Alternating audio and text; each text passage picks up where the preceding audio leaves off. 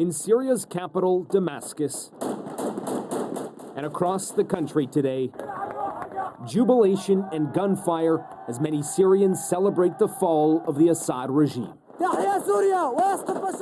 Long live Syria, down with Bashar al-Assad, said this rebel fighter.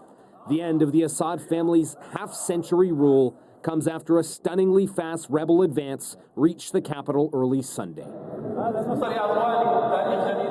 This victory is a new history for the region, says this leader of the largest rebel faction, a former al-Qaeda commander who's cut ties with the group and has promised a Syria for all. It's the worst case, I think, that people are worried about, which would be squabbles among the groups that made this collapse happen. The fall of Assad brings a sudden end to the more than decade-long civil war that left hundreds of thousands dead and the country's economy in shambles. President Assad is said to have fled the country, granted asylum in Russia. Syria's prime minister says he isn't going anywhere and has been in touch with the rebel coalition about forming a transitional governing body. This really is putting a lot more strain in a region that is already under tremendous strain and fighting absolutely everywhere.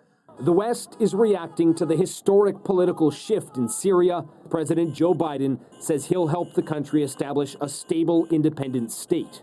We'll work with our partners and the stakeholders in Syria to help them seize an opportunity. In a social media post, Prime Minister Justin Trudeau says Canada is monitoring the transition closely, adding the fall of Assad's dictatorship ends decades of brutal oppression.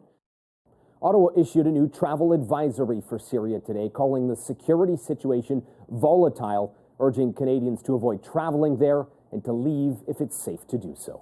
Heather? Jeremie Charron reporting from Ottawa.